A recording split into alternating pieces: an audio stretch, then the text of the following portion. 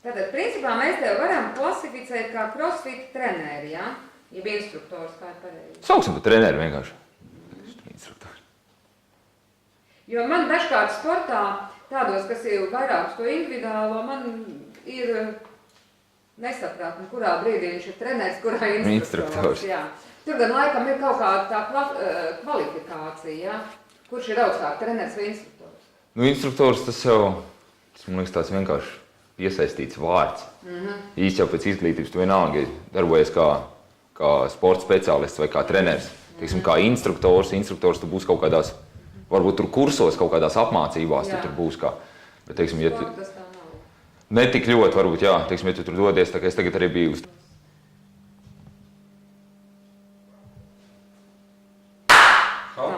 Nu tad sāksim, labi, Reini, tad sākam ar to, ka tu iepazīstini ar sevi. Kas tu esi, tātad mani sauc, es mācos. Tad mani sauc Reinis Garkons, es mācos Rīgas Stradeņu universitātes Liepājas filiāles 3. kursā. Studijas uzsāku, kā jau sākam no jauna. 3. kursā un pieminēs arī to programmu veselības sporta speciālists. Sākam no jauna, tas ir mani sauc. Pilnīgi neuztraucies un nesteidzies tālāk. Jā. Sveiki, man sauc Reinis Garkons, es mācos Rīgas Stradeņu universitātes Liepājas filiālē, programmā veselības sporta speciālists, nu jau 3. gadu pēc kārtas. Tātad esmu viens arī no crossfit kustības aizsācējiem Latvijā. Šī kustība ir tendēta uz augstu fizisko sagatavotību. Vārds crossfit mums cēlies ir no Amerikas. Esam jau vairāk kā 30 gadus pazīstam ar šo sporta veidu, bet nu, tieši Latvijā jau vairāk tikai kā 2 gadus. Un, kā jau iepriekš minēju, neesmu vienīgais, kurš šo kustību ir ienesis Latvijā. Ir jāpiemina noteikti tādi cilvēki kā Ģirts Kujāns, Kaspars Lins, tur Kārs Pļaviņš, Arturs Ņehajenko, kur dažādās pilsētās arī šo kustību turpina attīstīt tāpat arī uz priekšu, arī tagad.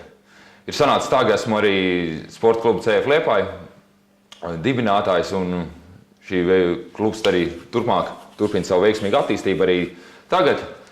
Diemžēl sanāca tā, ka bez manas līdzdalības dotajā brīdī esmu piesaistīts crossfit jūglu darbībām. Tātad tu esi rīdzinieks tagad, tā var teikt, bet tu esi bijis liepājnieks. Tu esi cēlies liepājnieks, ja dzīves audzes mācījies liepājnieks. Jā, gandrīz tā varētu arī teikt. Vairāk esmu tieši tagad studējis Liepājā, bet tā vidusskolas izglītība un tāds pamatskolas gaitas vairāk saistījušās ar grobiņu. Jā, tā, no turienes tā kā vairāk ir viss sācies un jā, sanāca vairāk iepriekšējā darbieta bija Liepājā, un tad līdz ar to arī visas tālākās sportiskās gaitas ir saistīts vairāk tad ar Liepāju. Kā tu pats ar to crossfit sāk nodarboties?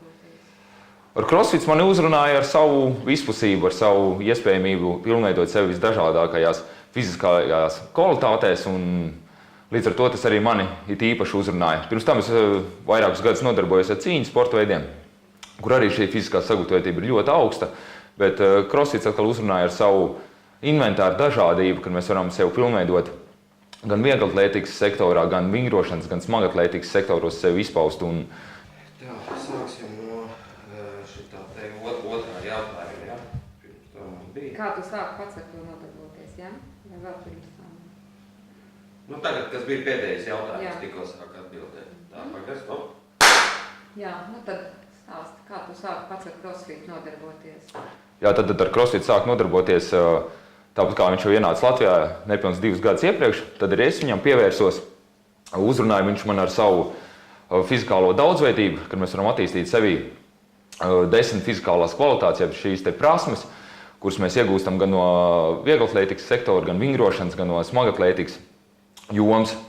Un pirms tam es pats nodarbojos ar cīņas sporta veidiem nepilns 6 gadus, un arī tur šī fiziskā sagatavotība bija ļoti augsta, un kas jau bija ļoti tāds labs pamats jau ielikts tieši attīstīt sev vairāk crossfit pasaulē. Pirms mēs ķeramies pie nākamā jautājuma, tu teici attīstīt fizikālās prasmes, vai tu nepārteicies un negribēji teikt fiziskās? Nē, tas vairāk... Jā, tas ir ļoti ok. Var, ja? Labi, tādā gadījumā ķeramies tālāk pie jautājuma, pastāstīja, ko tu dari jūglas crossfit klubā? Par tām grupām mēs runājam, ka tu pastāstīsi, ka tas ir ne tikai jauniešiem, kā tas lielākoties šobrīd izskatās, bet ka tas ir dažādi paudži. Jā, tātad runājot par crossfit jūglu, kāpēc es darbojos tur ir vairāk vai mazāk jāpasakās CrossFit Andreja Salu biedriem un treneru sastāvam, tīpaši Ģirtam Skujānam, kurš man ir uzaicinājis un saskatījis manī iespēju, ka es varētu strādāt tātad CrossFit Jūglu telpās, un ko arī veiksmīgi tagad pakārtot jau esmu sācis darīt. Un šī burvība ir tā, ka CrossFits atļauj sevi izpaust visdažādākajos vecumos un tāpat arī dzimumos. Mēs pasniedzam treniņus gan jauniešiem, tīņu vecumu cilvēkiem, gan arī nobriedušākām personām, teiksim, jau pilngadīgām personām, un tāpat arī senioriem, jau, teiksim, cilvēkiem, kuriem jau ir vairāk kā 50 gadu, arī nāk pie mums un veido savu ķermeni jau krietni vien kvalitatīvāk nekā varbūt tas ir bijis pirms tam. Tu esi pats arī daudz sacensību organizētājs un arī uzvarētājs, godalgot vietu ieguvējs, pastāst mazliet par šo pieredzi, par sacensībām. Jā, sacensību sektors mums Latvijā ir diezgan, varētu teikt, jau izveidojies plaši. Mums norisinās sacensības gan Liepājā, gan Rīgā, tāpat arī Ventspilī. Un jā, ir sanācis tā, ka ir vairākām no šīm sacensībām bijis jābūt arī kā organizatoram. Un tā ļoti burvīga pieredze iepazīties ar ļoti daudziem cilvēkiem un strukturizēt šo te sacensību uzbūvu, lai cilvēkiem būtu interesanti braukt uz viņām un arī startēt un piedalīties. Mēs pamatā taisam dažādās grupās, gan tādiem pieredzējušākiem jau atlētiem, gan arī iesācējiem, kur var izmēģināt savus spēkus šajā sporta veidā. Un tad jau skatīties tālāk, vai viņus tas ir uzrunājis vai nav uzrunājis, un tad pievērsties jau konkrētākiem treniņiem, jau konkrētās CrossFit zālēs. Bet jā, par tām iegūtajām vietām ir sanācis jā, tā, ka ir vairākas reizes gadījies gan uzvarēt, gan iegūt godalgotas vietas, bet tāpat ir bijušas sacensības, kad ir bijis jāpaliek arī otrpus desmitniekam. Tā kā CrossFits ir ar to, ka katras sacensības ir pilnīgi dažādāks un šie uzdevumi katru reizi mainās un būt uz katrām sacensībām super izcilā formā ir, var teikt, nereāli, neiespējami. Tāpēc vienmēr ir saviem kolēģiem jādod iespēja arī aiziet tev priekšā. Tā, tagad pieķersimies pie šīs sadaļas masieriem un teipošanas, kā tu esi tam pievērsties? Jā, tātad masāžas un teipošanas manā uzskatījumā ir viens no tādiem. Tā, nu tad jā, par to, kā tu esi ar tā masāžām un teipošanu sācis nodarboties. Jā, tātad masāžas un tāpat arī teipošana ir uzskatāms kā palīga līdzeklis gan treneru darbam, kā izprast ķermeņa struktūru, kā izprast anatomiju, kā darbojas ķermenis kā vienots veselums. Un ļoti labs tas ir līdzeklis tīpaši pašiem atlētiem, gan sagatavošanās procesā pirms sacensībām, gan vispārīgi ikdienā atbrīvot tātad savu ķermeni masāžu palīdzību vai tāpat ar teipošanu, kontrolēt tātad muskuļu tonus, noregulēt to un tādējādi sniegt klientiem tādu patīkamāku, teiksim, sajūtu, labsajūtu par savu ķermeni. Nu, lūk, un kā jau mēs runājam, dariet, ko tev dzīvē nepietrūks, darba ir daudz, bet tu izvēlējies arī studēt tieši šo veselības sporta speciālistu. Pastāst, kāpēc? Tu uzskati, ka tev šī izglītība ir vajadzīga? Jā, tātad par izglītību runājot, jebkurā gadījumā mans uzskats ir tāds, ka izglītoties cilvēkam nepieciešams visu dzīvi un liekas zināšanas nekad nenāks par ļaunu. Bet jā, uzsākot studijas, jau spriežot pēc nosaukuma veselības sporta speciālists, tas liecina par to, ka tas būs vairāk tendēts tātad nevis uz varbūt super profesionālu atlētu sagatavošanu, bet vairāk tieši uz tādu cilvēku iesaistīšanu tādu no tautas masām, teiksim tā. Kad, teiksim, vienkārši cilvēki ir izdomājuši, ka viņi vēlās savā dzīvē kaut ko pamainīt, veidot veselīgāku savas dzīves uztveru un tad vairāk darboties ar šo sektoru. Tas arī ļoti labi devis iespēju tātad universitātē studējot, saprast, kā strādāt ar šādiem cilvēkiem, kā viņus uzrunāt. Tāpat ļoti liels plus ir šīs teorētiskās zināšanas, kas ir iegūtas no anatomijas, fizioloģijas, no biomehānikas lekcijām.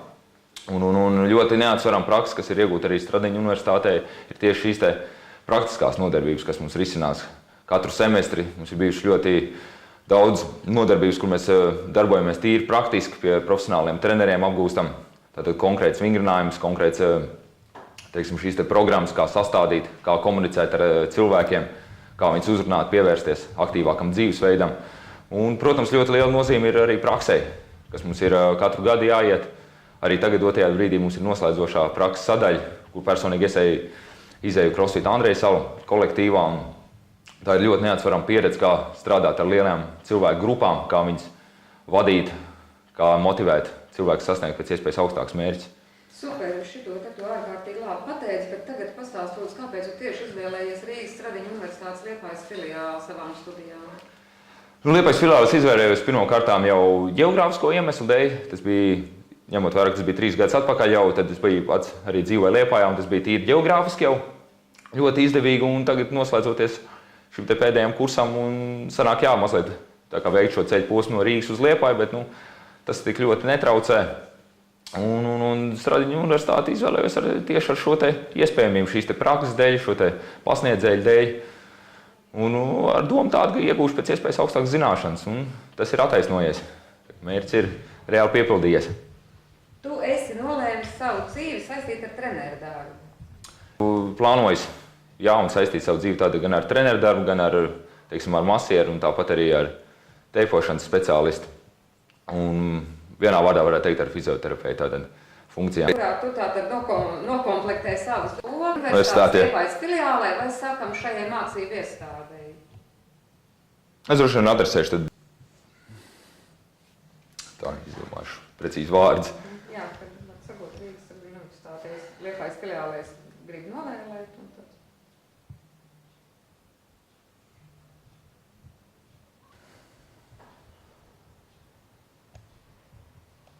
Liepājas filiālē es novēlu būt ļoti inovatīvai, sekot līdz laikam un būt tikpat prasīgiem pret studentiem kā līdz šim. Paldies! Super! Ļoti precizējoši jautājumi, tad es vēl zvanīšu, precizēsim, tad, kad man būs teksts jāstāda. Vajag man? Jā? Jā, tur ir var nokapēt, Šito jā. varbūt līgai arī. Jā?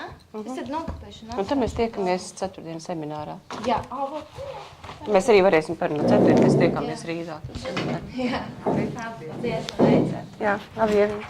Tā, kur man soma un tas ir? Soma ir tur. 2 mēneši mums gatavojās uz CrossFit pie Edgara. Un tagad aizgāju uz kickboxingu. Edgars nav. Kur vadītāji tu esi? Strādāju šajā skolā jau. Uzvedināšu jautājumus arī tad būs droši var teikt par tās, un tad mēs skatāmies tālāk pēc un runājam tālāk, jo šis neies tā vienlaidz teksts, mēs viņam ņemsim atsevišķus epizodus. Nu jā, kaut kādi.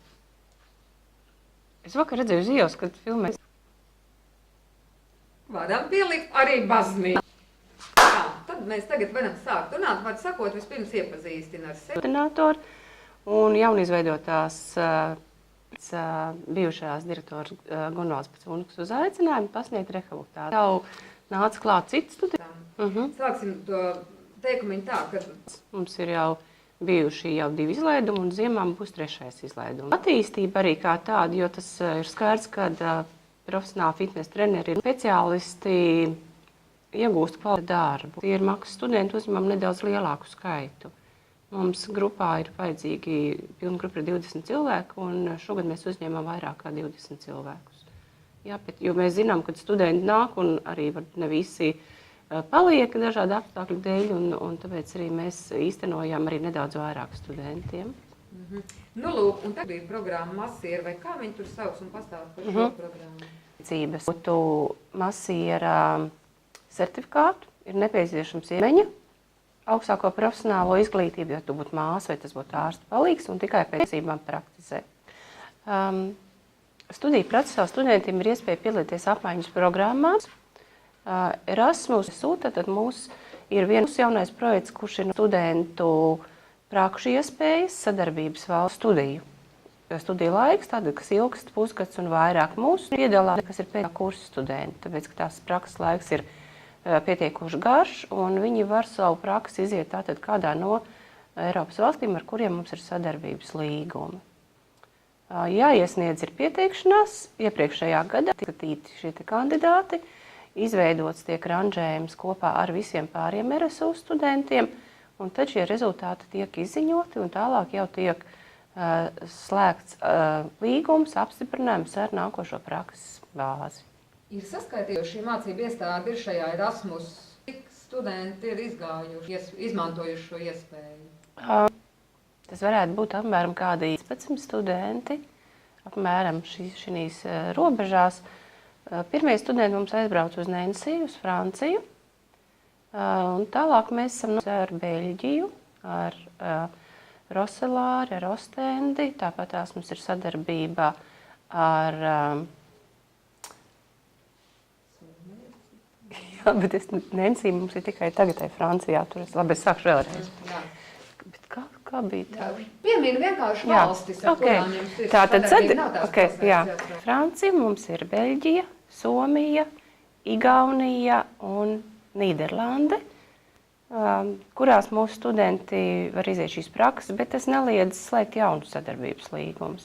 Ja students pats atrod līdzīgu institūciju, kurā tiek realizēta viņa studiju programmu, diētas speciālisti, gan sociālās labklājības studenti, fizioterapeiti, ergoterapeiti, uzaicināju un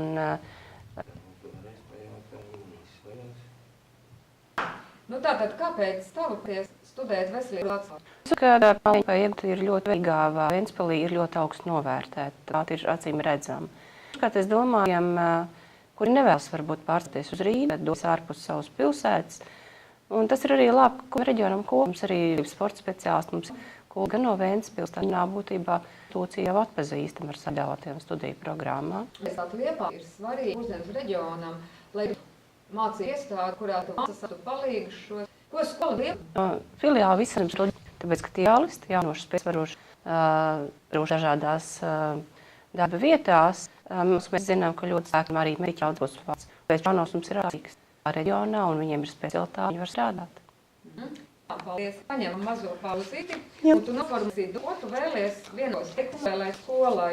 Sakām, tā vai nu Rīgas Saviņu universitātes Liepājas filiālē vai šai mācību iestādi.